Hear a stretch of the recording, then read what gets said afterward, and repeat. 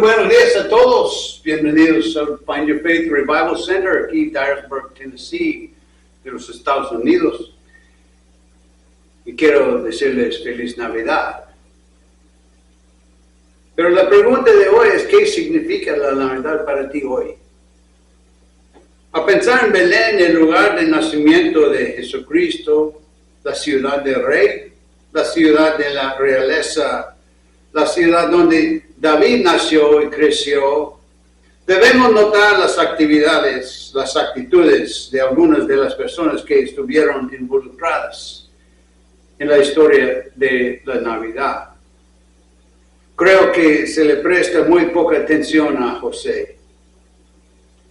En Mateo capítulo 1, versículo 19, se le llama un hombre justo, lo que significa que obedeció totalmente la voluntad de Dios.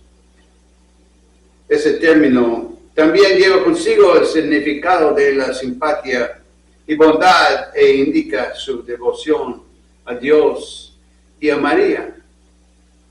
José estaba comprometido para casarse con María. Estar comprometido en esa época era legalmente lo mismo que estar casado.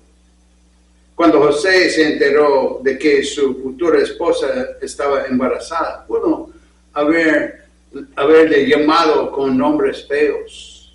Podría haber expuesto su infidelidad al público, pero no lo hizo. Porque un ángel se le apareció en sueños y le dijo, como leemos en Mateo capítulo 1, versículo 20, no temas, este hijo que va a tener María va a ser el Hijo del Altísimo. Se necesitó mucha fe de parte de José para creer y confiar en que María no le había sido infiel. Antes de seguir, vamos a rezar nuestra oración. Esta es mi Biblia. Esta es mi Biblia. Soy lo que dice que soy. Tengo lo que dice que tengo y puedo hacer lo que dice que puedo hacer. Hoy me enseñará la palabra de Dios. Lo confesaré con valentía. Mi mente está alerta, mi corazón es receptivo y nunca volveré a ser el mismo en el nombre de Jesús. Amén. Entonces, fíjate en la propia María. Era una mujer joven, probablemente de no más de 16 años. He escuchado algunas enseñanzas de que ella pudo haber tenido tan solo 13 o 14 años. Era una joven de tremenda fe. El anuncio de que daría a luz un hijo fue hecho por el arcángel Gabriel, el heraldo de Dios. Él le dijo a María en Lucas capítulo 1, versículos 28 a 30, bendita tú eres entre todas las mujeres, has hallado el favor de Dios. ¿Qué clase de favor encontró? ¿Cuáles fueron los resultados? Muchos de nosotros seríamos reacios hoy a reclamar ese favor. Ella emprendería un largo y agotador viaje en burro y a pie hasta un pequeño pueblo. Los dolores de parto le sobrevendrían en un establo. Luego vendría el largo viaje a Egipto, luego el regreso a Nazaret y también los largos años de oscuridad y tal vez la pobreza. Y vería a su hijo crucificado en una cruz romana. Esa era su carrera. Ese fue el favor de Dios sobre María. Si está sufriendo, ¿puede ser el favor de Dios? Tal vez esta Navidad estés sufriendo la pérdida de un ser querido, el fin de una relación que te rompió el corazón o reveses financieras. Puede ser algo que haya sucedido en la escuela o en el trabajo.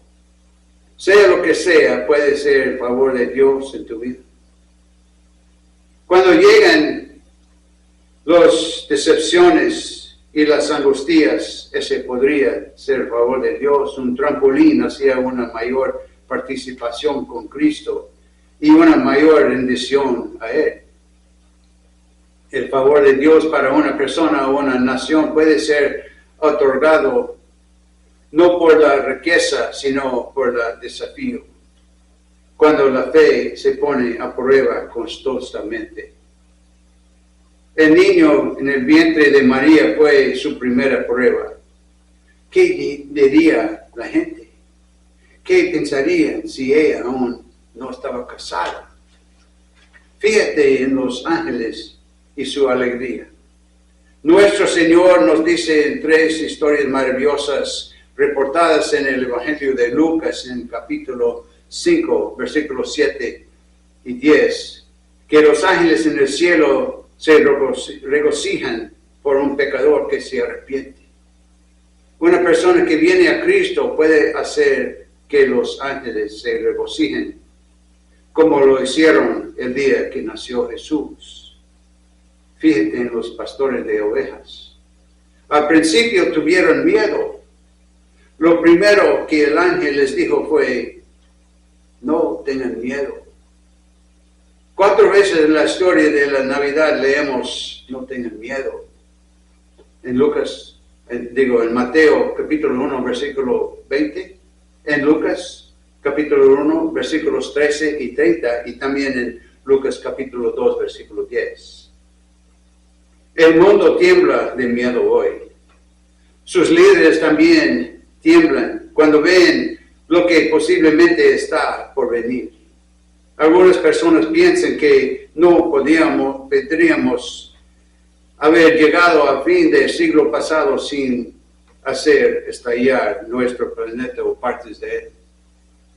Cuando los reporteros de noticias viajan a diferentes partes del mundo y hablan con los líderes mundiales, a veces podemos sentir el miedo que ellos sienten y podemos sentirlo. Si alguna vez hubo un momento para decir, no temas, Dios reina, Dios es todopoderoso, Dios tiene un plan, es ahora.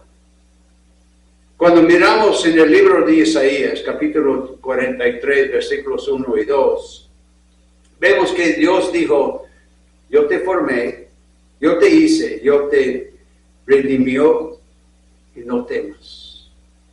Estaré contigo a través de las aguas. Estaré con ustedes en los tiempos de angustia. Y sea que se trate de nuestras vidas personales o nuestras vidas nacionales, Él estará con nosotros. En esta Navidad, mientras nos damos nuestros regalos de Navidad unos a otros, no podemos evitar pensar en las personas hambrientas en el mundo y en las personas que viven bajo la opresión. Nuestros corazones están con ellos. Debemos compartir lo que Dios nos ha dado.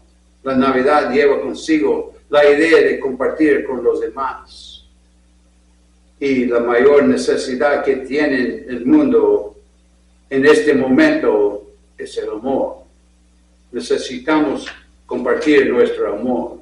No hay ninguna ley en ninguna parte del mundo que diga que no puedes amar a la persona con quien trabajas o con la que vives o a alguien de otra raza y amar tanto que das. El amor no es una palabra pasiva, sino una palabra activa. La mayoría de las personas buscan un poco de amor verdadero. Cuando mi hermano vino a esta iglesia para dar su testimonio sobre su viaje misionero a Liberia en agosto de 2024, y yo creo que todos los que asistieron ese día pudieron sentir el amor que yo había sentido durante su tiempo en África, y especialmente el último día cuando tuvieron que decir adiós a todos esos preciosos niños. Le resultaba difícil hablar de ello. Entonces, ¿qué significa el Navidad para ti? Esta Navidad significa el nacimiento de la persona de Jesucristo. No vino solo para nacer, vino a morir. Su muerte fue planeada antes de la fundación del mundo. Cuando Él estaba muriendo en esa cruz, Dios cargó Él tus pecados y mis pecados. Debido a esa cruz y la gloriosa resurrección, Dios puede decirnos hoy, te perdono. Puedes irte a la cama esta noche y saber que tus pecados han sido perdonados y que estás listo para encontrarte con Dios. La historia de la Navidad nos habla de su muerte y resurrección victoriosa. Jesús murió por nosotros y nosotros también vamos a morir. Vamos a morir con Cristo o sin Cristo. Vamos al cielo o al infierno. Jesús dijo en Mateo capítulo 7, versículos 13 y 14, que hay dos caminos entre los cuales elegir, el camino ancho o el camino angosto. También dijo en Mateo capítulo 6, versículo 24, que hay dos maestros de los cuales elegir, tú mismo o a Cristo. Depende de nosotros tomar la decisión. Dios nos ha dado esa maravillosa capacidad de elegir. Que Dios nos ayude a todos a elegir a Jesucristo. Y cuando nuestros hijos eran pequeños, se despertaban antes de amanecer el día de Navidad con los ojos bailando de expectación. No podían esperar llegar a donde estaba el árbol de Navidad para abrir sus regalos. Algunas familias leen la Biblia y oran antes de abrir sus regalos y mostrar el verdadero significado de la Navidad. Es una verdadera alegría celebrar el nacimiento de nuestro Señor y Salvador Jesucristo. Una de las escrituras que mucha gente lee en Navidad se encuentra en Mateo capítulo 2, versículo 11. Cuenta de cuando los magos llegaron de Oriente a Jerusalén siguiendo una estrella. Entraron en la casa de José y prostraron y adoraron al niño Jesús. Las escrituras dicen cuando abrieron sus tesoros, le presentaron dones, oro, incienso y mirra. Jesucristo nació para ser rey. Su salvación y su reino se aplican a los problemas del mundo presente. Pero su reinado también tiene implicaciones futuras. La soberanía de Jesucristo se extiende en una línea interrumpida a través de los siglos. Oculto de la vista ahora, Él vendrá de nuevo según la Biblia en el tiempo de Dios y reinará en justicia. La Biblia dice en Mateo capítulo 2, versículo 2, que los sabios de la antigüedad preguntaron, ¿dónde está el rey que ha nacido? Hoy en día las personas sabias en estos tiempos turbulentos también se preguntan, ¿dónde está el rey que ha nacido? La Biblia nos enseña en Hebreos capítulo 13, versículo 8, Jesucristo es el mismo ayer y hoy y siempre. Él fue rey ayer, es rey hoy y será rey mañana. La Biblia nos enseña acerca de la realeza y señorío de Jesucristo. Ayer Él fue el rey de la rendición. Él no detuvo a las multitudes cuando en Lucas capítulo 19, versículo 38, clamaron el domingo de Ramos, bendito sea el rey que viene en el nombre del Señor. Él no respondió negativamente en Juan capítulo 18, versículo 37, cuando Pilato preguntó, ¿eres tú el rey?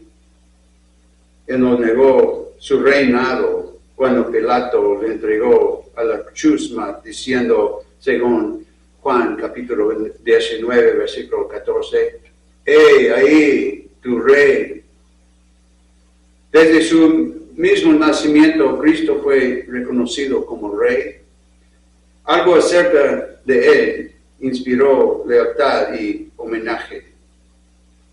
Los sabios le trajeron regalos. Los pastores de ovejas se postraron y lo adoraron. Y los ángeles, sabiendo más que los hombres que él era verdaderamente rey, se convirtieron en juglares celestiales ante su trono de pesebre. Herodes, dándose cuenta de que nunca hay lugar para dos tronos en un reino, buscó la vida de Jesús. Cuando Jesús llegó a la edad de aproximadamente 30 años y comenzó su ministerio, sus demandas sobre la vida de las personas eran totales y absolutas. No me permitía lealtades divididas. Exigió y recibió completa adoración y devoción. Hombres y mujeres maduros dejaron sus hogares, sus familias y sus negocios y se entregaron en completa obediencia a él. Muchos de ellos dieron sus vidas derramando la última medida completa de devoción. En Juan capítulo 7, versículo 49, vemos que sus palabras causaron que incluso sus enemigos más declarados dijeron: nunca habló hombre como este.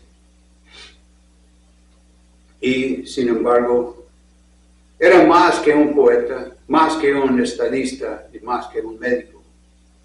No podemos entender a Cristo hasta que entendamos que Él era rey.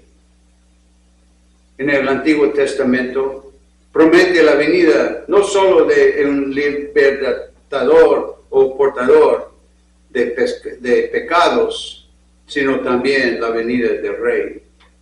Este rey había sido esperado con impaciencia, esperado y rezado por los piadosos en Israel.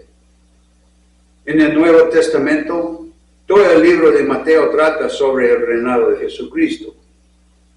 Al leer la Biblia, las personas a menudo se saltan el primer capítulo de Mateo porque contiene muchos engendros. Les parece poco interesante y se preguntan por qué ese capítulo está ahí. Pero Mateo muestra que Cristo es legalmente un rey y da esta genealogía para probar la descendencia real de Jesucristo. Todo verdadero rey tiene su heraldo, un anuncio público de la realeza. Y en esa primera Navidad los ángeles anunciaron el nacimiento de Jesús. Juan el Bautista también fue anunciado y predicó de acuerdo a Mateo capítulo 3, versículo 2. El reino de los cielos se ha acercado. Cuando el rey que fue rechazado venga de nuevo para establecer el reino, será predecido una vez más por un heraldo que declarará su venida entre su pueblo. A lo largo de toda su vida, Cristo actuó como un rey. Hablaba con autoridad, hizo exigencias a las conciencias de la gente, denunció la intolerancia, la hipocresía y la codicia. Hablaba con autoridad, denunció la inmoralidad, la deshonestidad y la anarquía. Hablaba a menudo de su reino venidero y reclutaba seguidores. Su conducta era majestuosa, su ética era real. Desde el principio, los potentados de la vida política, social y eclesiástica desconfiaron en él.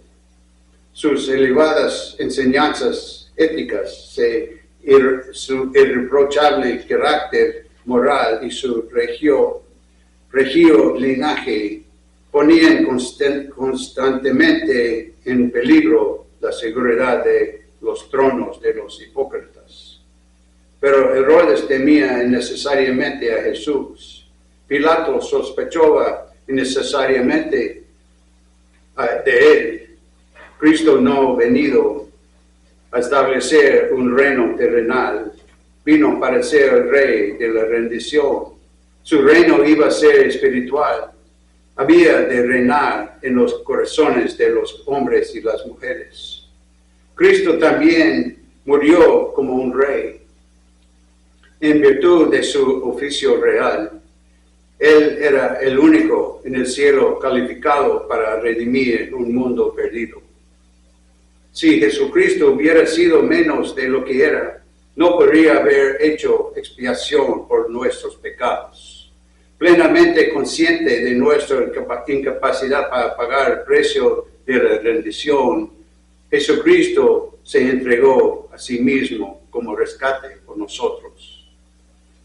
Unos 800 años antes del nacimiento de Jesús, el profeta Isaías escribió en Isaías capítulo 53, versículo 12, ha derramado su alma hasta la muerte y fue contado con los transgresores y cargó con el pecado de muchos e intercedió por los transgresores.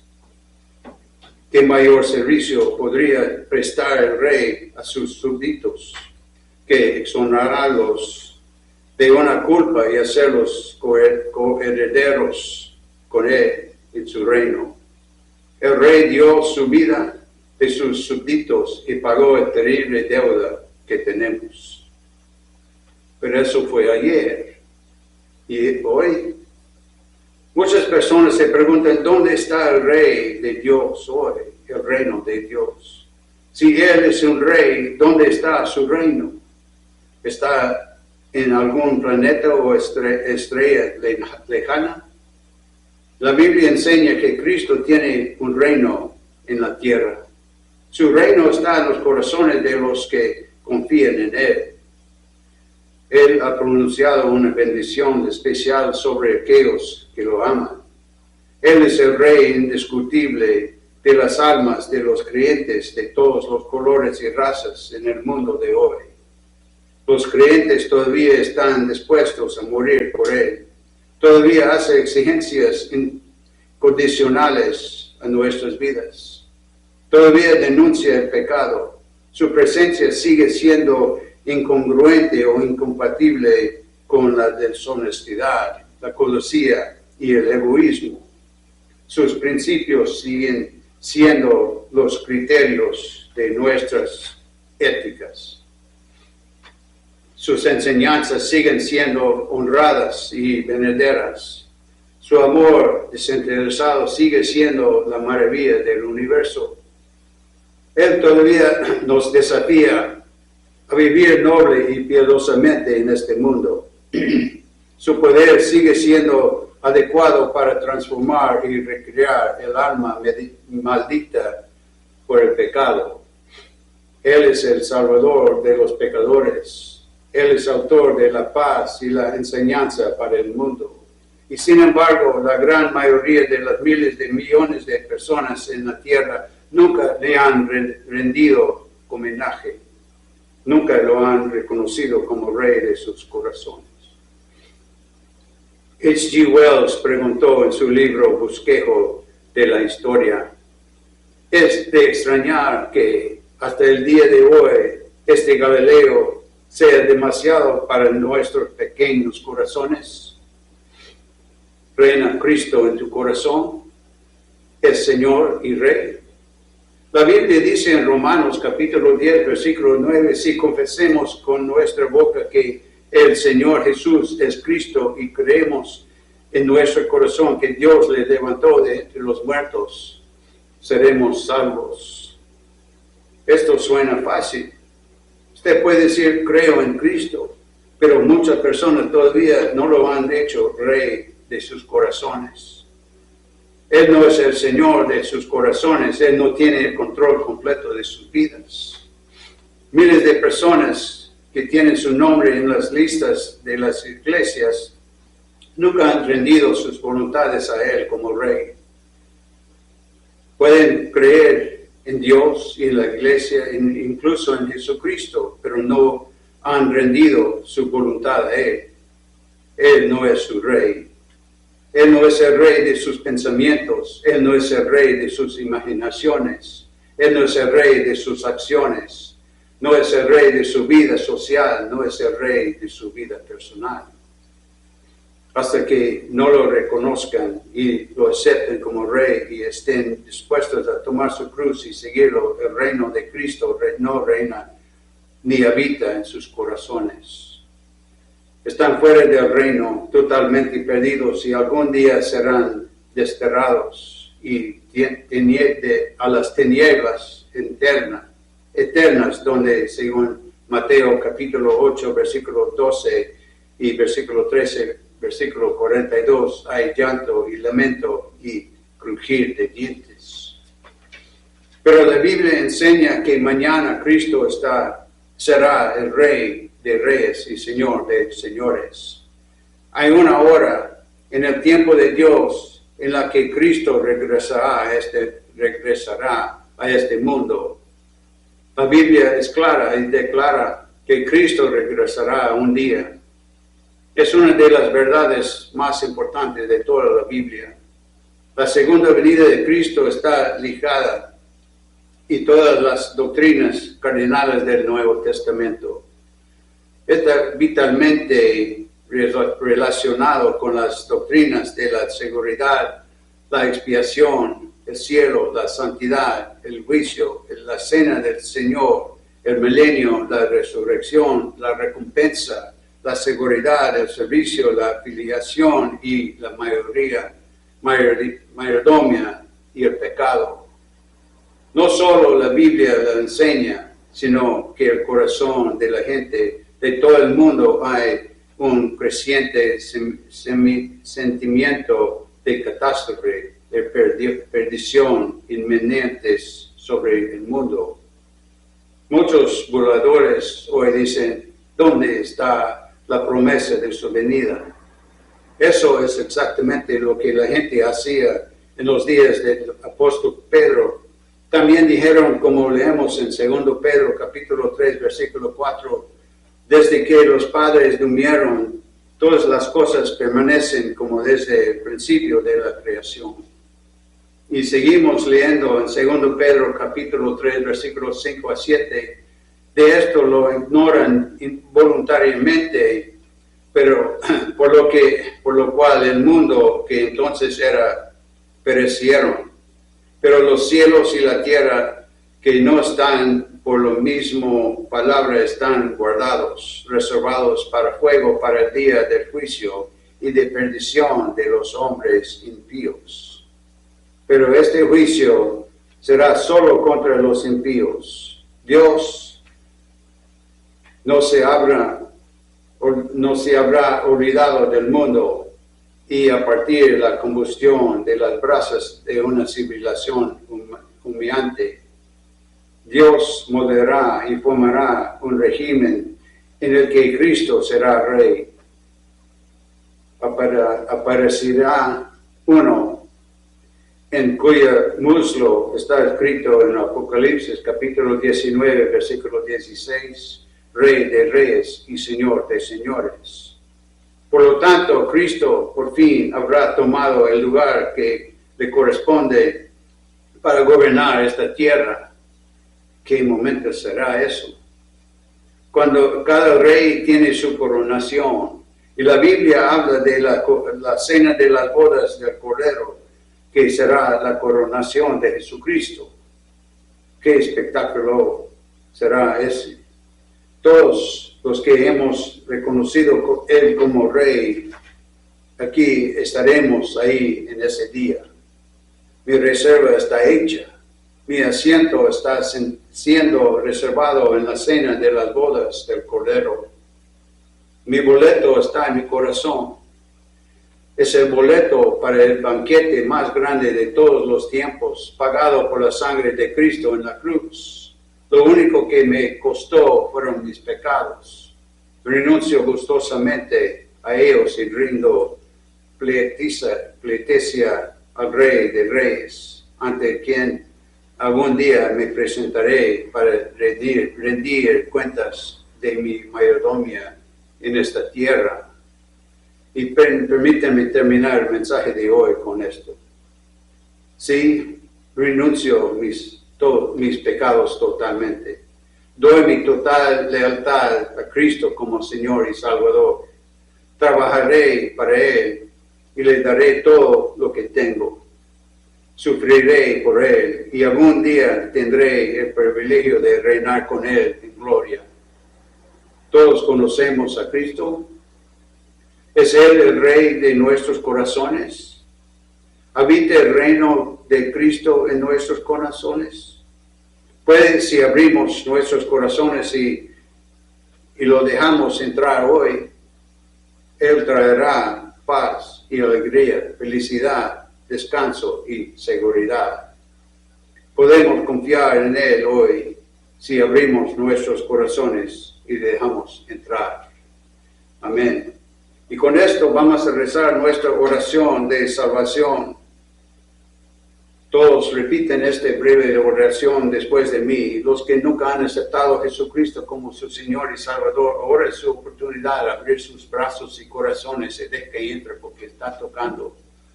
Y los de nosotros que hemos aceptado antes, pero por alguna razón u otra necesitamos renovar nuestra comunión con Él, ahora es su oportunidad también. Todos repiten esta breve oración después de mí. Señor Jesús, entra en mi corazón, perdona mis pecados, lávame, límpiame, libérame. Jesús, gracias que tú moriste en la cruz por mí. Yo creo que tú resucitaste de entre los muertos y que regresas de nuevo por mí. Lléname con tu Espíritu Santo.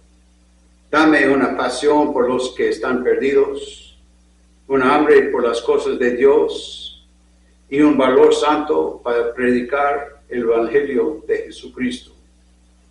Ahora soy salvo, he nacido de nuevo, he sido perdonado y voy en camino al cielo, porque tengo a Jesús en mi corazón. Amén.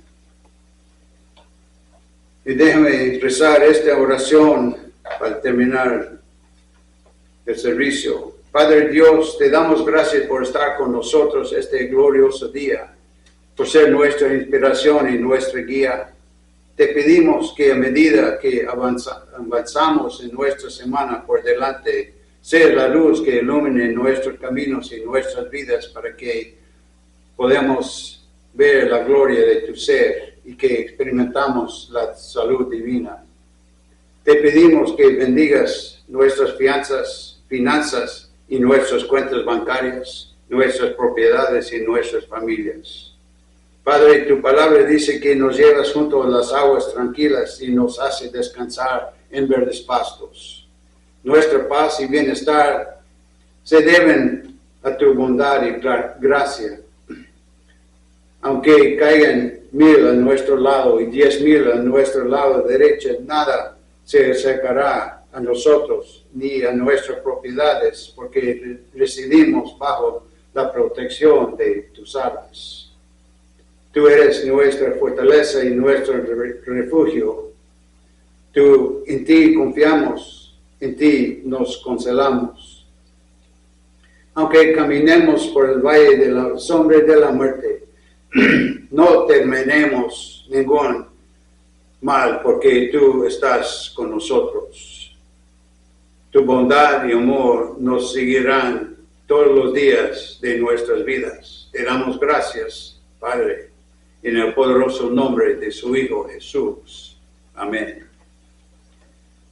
Los que están mirando por Facebook, por favor, mándenos un mensaje, dinos de dónde están mirando. Y los que están aquí por YouTube, por favor, suscríbanse a nuestro canal. Nos ayuda en llegar a más personas alrededor del mundo. Hasta la próxima vez. Dios les bendiga y que pasen un buen día y feliz Navidad.